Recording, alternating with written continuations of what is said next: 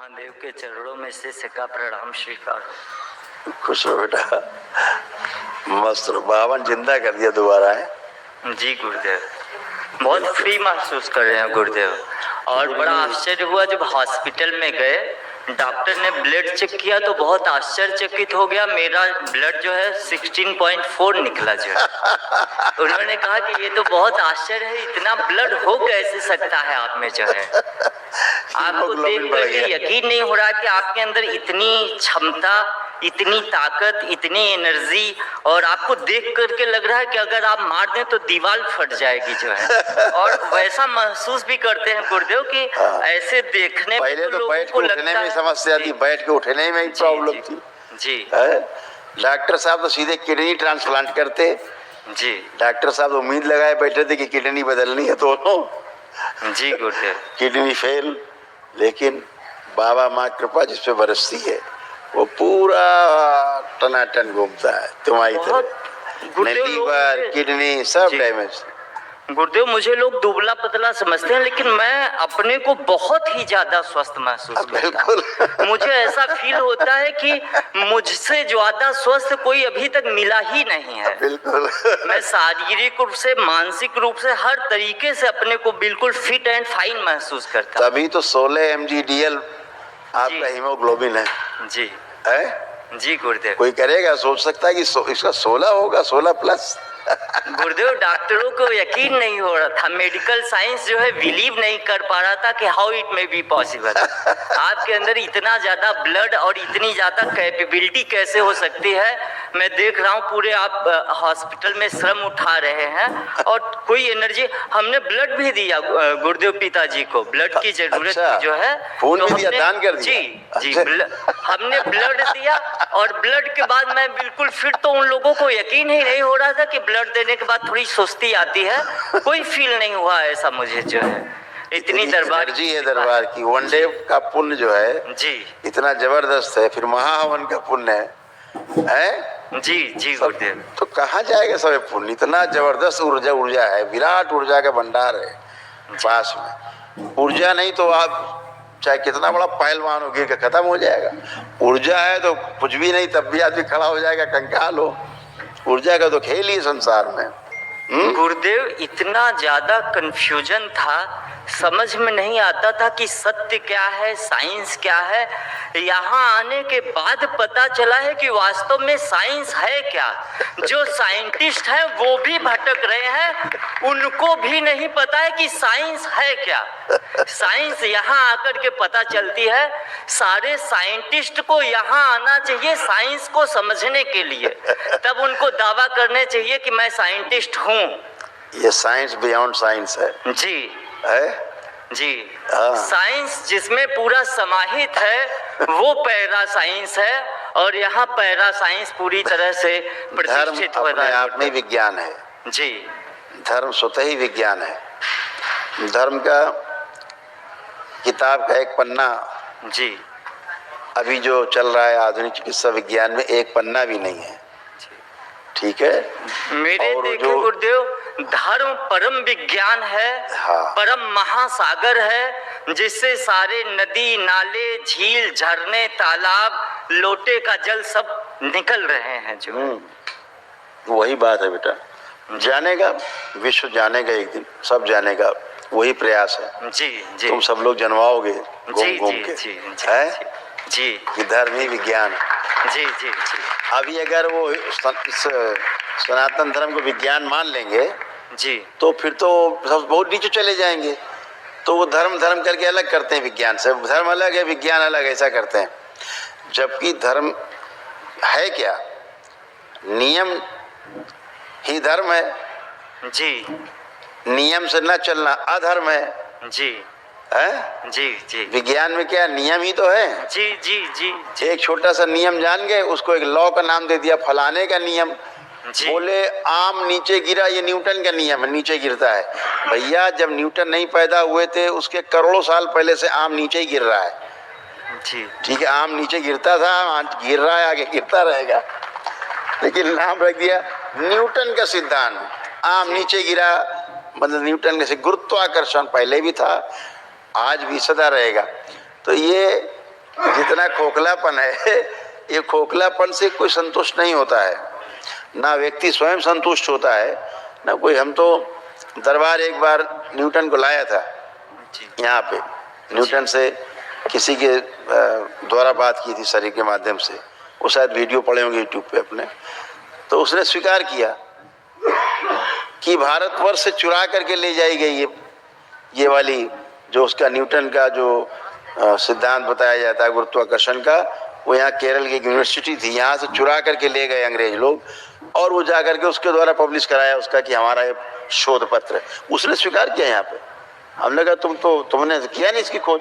बोले नहीं, मुझको तो दिया गया यहाँ से ले जा करके, तो मैंने इसको बोल दिया वहाँ। और बाद में उसने अपने सिद्धांत का खंडन भी किया है, एक पुस्तक लिखी आखिरी में न्यूटन ने, उसको ज्यादा लोग जोर नहीं देते। मैंने उससे कहा कि तुम्हारा सिद्धांत ऐसे ऐसे गलत है, तुम ये कहते हो कि आम नीचे गिरता है, धरती खींच रही है। हमने कहा भैया ऐसा कोई नियम नहीं है कि धरती सूरज को खींचे, सूरज चंद्रमा को खींचे, तारा उसको खींचे, कोई कहीं खींचतान नहीं मची है। ये खींचतान केवल आदमी करता है, बाकी ये खींचतान पूरी सृष्टि में कहीं नहीं है। ठीक है, सब कुछ सह अस्तित्व है, एक दूसरे के सपोर्ट में चीजें हैं, एक दूसरे को सहयोग कर रही है। धरती वृक्ष को सहयोग कर रही है और वृक्ष धरती को सहयोग कर रहा है, उर्वरक बना रहा है वृक्ष, उसके फूल पत्ते फल डाली छाल नीचे टूट के गिर रही है, सड़ गल रही है पृथ्वी में, उर्वरक हो रही है भूमि। दीमक खा के मिट्टी में बदल रही है, उसको कीड़े मकोड़े खा के मिट्टी में बदल देते हैं, फिर से जड़ों को मिलता है, उसके पेड़ और मजबूत होता है। पेड़ क्या करता है? धरती को और उर्वरक कर रहा है। तो ये साइकिल है, ये सह अस्तित्व का साइंस है। ठीक है, एक दूसरे को सहयोग कर रहा है पूरा एग्जिस्टेंस, कोई खींचतान नहीं रहा, कोई आम नहीं खींच रहा, ईंटा नहीं। देखिए जो ठोस है वो ठोस की तरफ जाएगा, जो द्रव है वो द्रव की तरफ जाएगा, जो गैस है वो गैस की तरफ जाएगी। आप सोचो कि हम गैस का सिलेंडर खोलें और वो धरती की तरफ चली जाए, नहीं जाएगी, क्योंकि धरती नीचे वो गैस है ही नहीं धरती में, वो तो उसका महातत्व कहीं और है, स्रोत, तो अपने स्रोत में जाके मिलेगी। जैसे गैया का बछड़ा खोलो तो कहाँ जाएगा? जी, गैया के पास अंश बंधा हो गैया का बछड़ा और उसको खोल दो केवल, तो कहाँ जाएगा? गैया के पास, गैया के थन में लड़ जाएगा जाके। तो हर स्रोत में जो वस्तु जहाँ की वहीं जाएगी। जल डालोगे जमीन में तो चाहे उड़ के ऊपर जाए तो भी जल में मिलेगा, और नीचे गया धरती में तो भी जल में मिलेगा। जल जल में ही जाएगा। अग्नि जलाओगे तो नीचे की ओर उसकी लौ नहीं जाती, उसकी लौ कहाँ जाती है?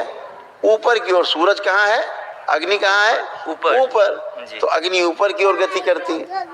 तो हर तत्व अपने महातत्व में मिलने के लिए लालायित रहता है।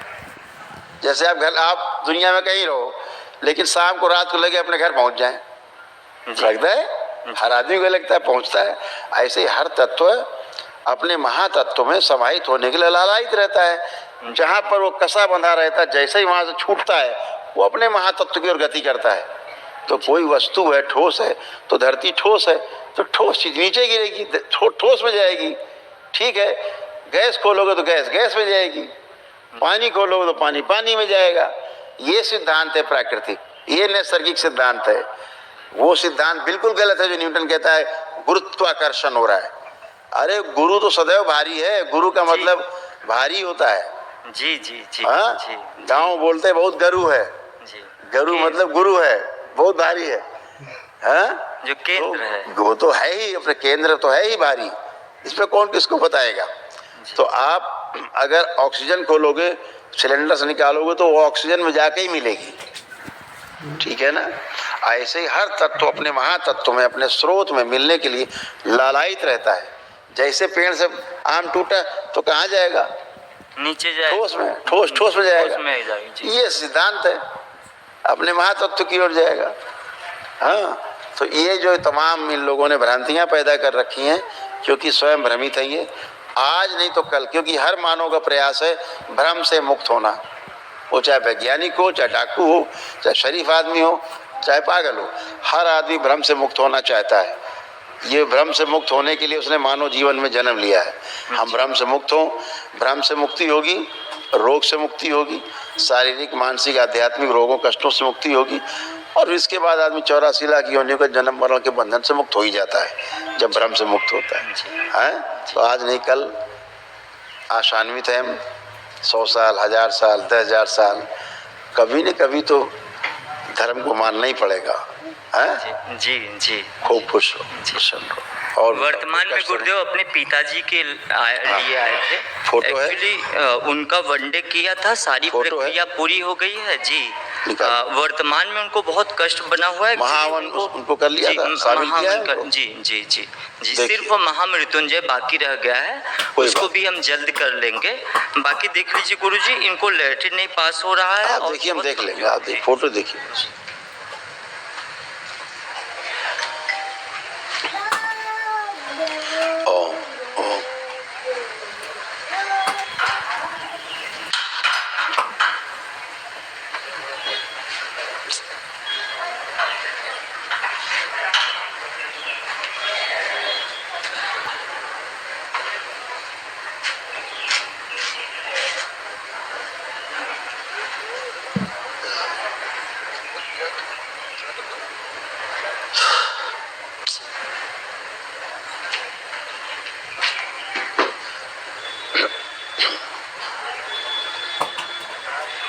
बेटा बात सुनिए जी, इन्हें कोई कष्ट नहीं है जी, इनका लीवर जो है जी, अब बहुत अच्छा हो रहा है जी, लीवर ही इनका डैमेज था बहुत। जी, ठीक है ना? जी, जी, अब उनका बहुत अच्छा हो रहा है, कष्ट उनके रोग जो निकल रहे हैं, जा रहे हैं, गंदगी जा रही बाहर, वो अच्छा है जी। सब जा रहा है निकल के। अच्छा, जो कैंसर था वो सब जा रहा है, क्योंकि कैंसर था ना, हिचकियां आंतों में कैंसर की स्मृतियां थी, रेक्टम में कैंसर की स्मृतियां थी जी, और वो सब कट के गल के सब निकल रहा है जी, निकल जाएगा। अभी एक संकल्प करा देना कि बाबा जो हमारे असाध्य रोग कट रहे हैं उनकी स्मृति नष्ट कर दिया, जिससे हमें कष्ट का अनुभव होता है ना, इतना करा देना। एक चीज गुरुदेव, इनको हिचकियां बहुत आ रही हैं, जो है लगातार हिचकी आ रही है, हिचकी रुक ही नहीं रही है। ये स्वाभाविक है। ओके। जैसे हम सब गंदगी निकालते हैं, ध्यान है, तो हम क्या बोलते हैं? आंसू से, जी, हिचकी से, जी बोलते हैं ना, जी, खांसी से, डकार से गंदगी निकले तो अच्छा है बेटा, ये तो निकल जाए, अच्छा है। तो गंदगी निकल रही। हाँ कुछ कह रहे। एक छोटा सा निवेदन और है। एक्चुअली महारानी बहुत परेशान रहती हैं, कहती है गुरुदेव जब हंसते हैं तो हमको बहुत जो है अच्छा लगता है, उनसे कहिएगा और मस्ती में हंसे जो है। और कह रही थी कि थोड़ा मेरा फोटो देख करके बस आते हैं सपने में, बता ही जाते हैं सब कुछ, हमको संज्ञान में है, बस कुछ ऐसा पूछ लेना, कुछ हमारे विषय में एक भी शब्द कह दे कि बस मेरा मन खुश रहे। अच्छा देखिए फोटो देखिए। हाँ जी जी जी जी।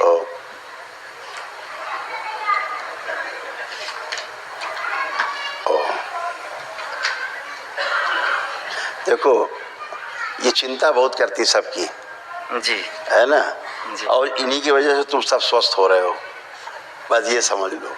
तो बाबा के पास अर्जी बहुत लगाती रहती कि तो सारी अर्जी स्वीकार है। अच्छा ठीक है, ठीक गुरुदेव, खुश रहो, खुश रहो। ठीक गुरुदेव, खूब खुश।